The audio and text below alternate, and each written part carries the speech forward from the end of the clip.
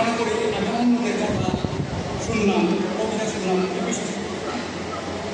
দুঃখজনকভাবে বলতে হয় এখানে যারা কবিরা আছেন বা এসেছেন তারা যদি সময় মতো আসেন, কারণ কবি নজরুলের জন্য একটা দিন যদি দিতে না পারেন তাও শুক্রবার, এটি কিন্তু দুঃখজনক।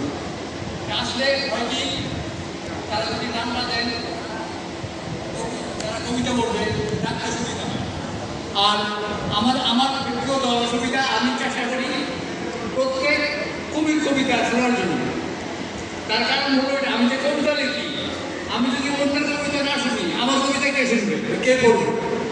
নিজস্ব শোনার জন্য আমি অন্যদের কবিতা শুনি। এই জন্য আমি বলবো আপনারা অনেকে আসছেন অনেক দেরি করে, এটির জন্য পরবর্তীতে না হয়, কারণ এটি এখনই হবে বা পরবর্তীতে হবে না তা তো না।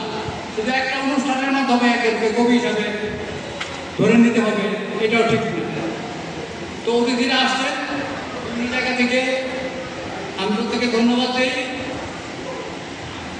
একাডেমির সাবেক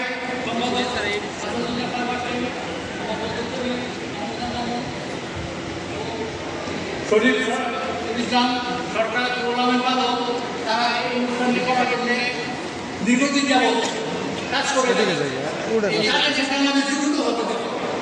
একটা শুধু কবিতা পড়লাম আমি, এটা আসলে খুব গুরুত্বপূর্ণ। একটা কবিতার মাধ্যমে আমি অনেক কিছু বলতে পারি, একটা মেসেজ দিতে পারি। আমি অন্য কবির জন্য আমাকে কাজ করতে হবে, অন্য কবিদের জন্য আমাদের কাজ করতে হবে। কবিদের পেশাগত সামাজিক অধিকারের জন্য আমাদের ঐক্যবদ্ধ হতে হবে। আমি আর কিছু বলবো না। যারা এসেছেন প্রত্যেকে ধন্যবাদ দেই।